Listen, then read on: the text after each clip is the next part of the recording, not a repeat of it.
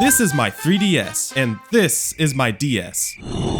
Yup, you read the title correctly. Today, we're turning my 3DS into a DS. Now, you're probably wondering why I'm doing this in the first place. Well, recently, I've been thinking about all the fun I had playing DS games when I was younger and wanted to play them again. Mario Hoops 3-on-3, Lego Star Wars, New Super Mario Bros, whatever the heck this game is. Now, I could just get my DS and play them, but I might have put it in the dishwasher when I was a kid because I thought that's how you were supposed to clean it. I don't want to talk about it. But that's why today, we're gonna do everything we can to make this new 3DS XL look and feel like an original DS. So, it's not a DS without the iconic DS startup screen, so we're gonna have to add that somehow. We're also gonna need to create a custom theme that looks and sounds like the DS home menu. Next, you're gonna need to subscribe. I mean, come on, it's free. And after you subscribe, we of course need to actually add DS games to the system. And the most important thing, well, you'll see.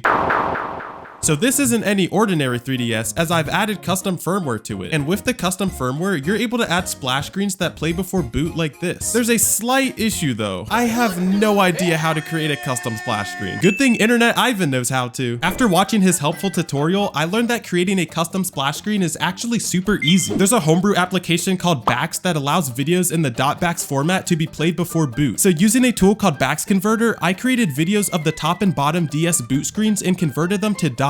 So if I drag this to the Bax folder on my 3DS and put the SD card back inside, this should work. All right, moment of truth. When I turn on the power button, it should show the splash screen. Hopefully this works. Please, please. Hey, let's go. That's sick. Now that the splash screen's done, we're one step closer to turning my 3DS into a DS. Well, this should be pretty easy. Using an app called Anemone, if I'm saying that right, gives you access to Theme Plaza, which is a website that has thousands of 3DS themes available to download. So there's gotta be one that replicates the DS home screen. Right? No, of course there's not. Looks like I gotta take matters into my own hands once again. So let's search for a picture of the DS home screen. Perfect. And let's try to replicate this as best as I can. A few moments later. Boom! Listen, I'm not no graphics designer. I mean, I think this is the best that I can do. So after creating my beautiful theme, I used a theme creator called Kami to get my images to be in a format that can be used by Anemone. I also added some cool sound effects that I'll be showing later on. So let's go put it on my 3DS and see how it looks. All we have to do is open Anemone and our theme should be there to install. Okay, it installed. Let's see what it looks like. Oh! I tried my best, okay? I mean, the top doesn't look too bad. The top kind of looks like the DS home screen. I added mushrooms here because this is where the date usually is, but because I won't be able to update that, I just decided, let's just put a picture of mushrooms there. And now that we have the theme done, that means we are now 2 steps closer to turning my 3DS into a DS.